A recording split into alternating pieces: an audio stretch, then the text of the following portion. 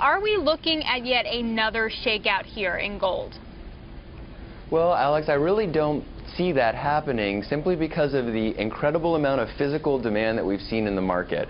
We saw record U.S. mint gold sales in April. We've seen massive premiums in the physical spot market around the world, in Dubai, in India, and China. We're seeing just a record amount of demand, and we're also seeing record amounts of short interest on the COMEX market. So no, I think that actually this could be a great buying opportunity. But on the flip side, we're also seeing massive outflows in the ETFs. I mean, since the start of this quarter, we've seen about 236 tons of outflows. Describe the balance between physical and paper gold. Sure. Well, the main difference is that physical, of course, you have to have in your hand, and it actually is deliverable, while paper gold is not typically deliverable. So, you know, we've actually seen a lot more offtake from the futures, the paper gold markets, in actually seeing individuals take delivery. So we've seen record lows in the amount of eligible gold, for example, in institutions like JP Morgan. So we've seen a lot of offtake, and eventually those premiums between the futures paper market and the spot market get big enough, you have enough investors taking delivery, all of a sudden there's squeezes for naked shorts. And that should make gold and silver, physical gold and silver prices skyrocket when that occurs. So do you see, say, futures investors are rotating out of that market and into the physical market? I think that that's what we're seeing here. I mean, that's the logical answer to the numbers that we're witnessing. So yes, I think that is occurring, Alex. Now, what about the broader picture here for gold prices? I mean, just today, you know, we get the CPI, PPI, lower prices here in the U.S. We're just not getting that inflation that gold buyers had been so worried about. How much longer does that weigh on prices?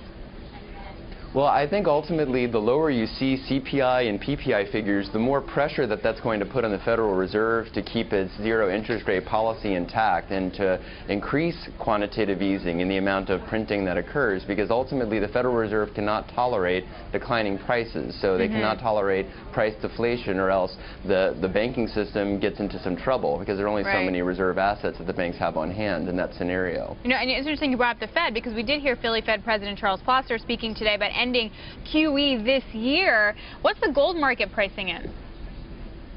Well, I think that the gold market right now, it looks like it might be pricing in maybe some kind of possible curtailment of QE, but just as Warren Buffett said recently, there's really, I think everyone is really wondering how the Fed is going to back themselves out of this position that they put themselves into. So we're in unprecedented territory here. So I really don't see how it's going to be possible for the Fed to do anything but increase QE over time. Increase, wow, okay. And also the other thing that's really been hitting gold today and yesterday as well was sort of, you know, George Soros selling some of his stake in the GLD, other well-known fund managers also selling gold. Talk a little bit about the peer pressure that happens in the market.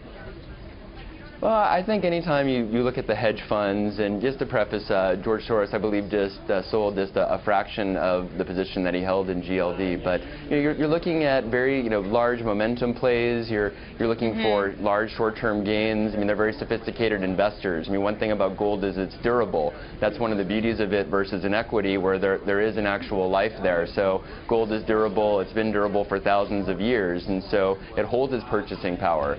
So I mean that's the real drive of that's why it's a store of value. Now, it has these statistics that can't be changed by man. And Anthem Vault winds up selling and buying gold for investors. Any word on what your clients feel when they see, you know, a $100 drop in gold in a week? Sure. I think they see it as a buying opportunity by evidence that we're on pace for our largest record month of buying from clients here. So I think the retail investors are out and they see, well, we have great value on real, directly owned gold and silver, physical gold and silver. So the paper markets are going to give us a discount. We're going to take that as a buying opportunity. And my last question, we only have about 45 seconds left. I want to know about silver. What's your outlook for that market? Well, I'm actually even more bullish on silver than I am on gold. So I think silver is tremendously undervalued. We've seen a ton of interest in silver buying here.